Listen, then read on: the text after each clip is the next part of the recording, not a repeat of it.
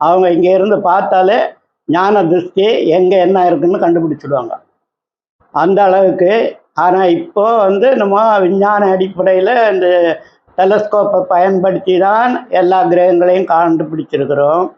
அந்த காலத்தில் இருந்த முனிவர்கள் ரிஷிவர்கள் எல்லாம் அவங்களுடைய கண்ணாலேயே ஞான திருஷ்டியாலேயே டெலஸ்கோப் இல்லாமலேயே எங்கெங்கே எந்தெந்த கிரகங்கள் எப்படி இருக்குது அதனுடைய அசைவு சலனம் எல்லாம் பார்த்து அதை பற்றி எழுதி கண்டுபிடிச்சிருக்கிறாங்க.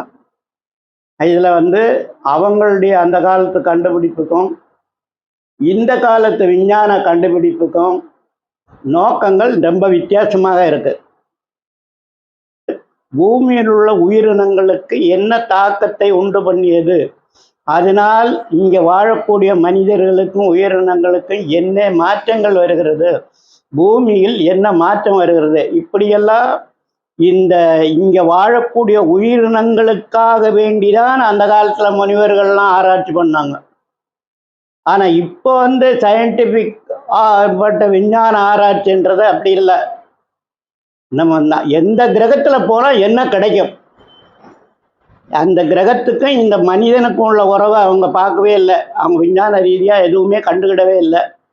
அந்த கிரகத்தில் என்ன இருக்குது, அங்கே போனால் எப்படி வாழ முடியுமா, அங்கே போய் பிளாட்டு போட முடியுமா, அங்கேருந்து ஏதாவது நமக்கு லாபம் கிடைக்குமா, இப்படியெல்லாம் பல வகையில் பல கோடி பணத்தை செலவு பண்ணி விஞ்ஞான ரீதியாக செலவு பண்ணி ஆராய்ச்சி பண்ணிகிட்டு இருக்கிறாங்க.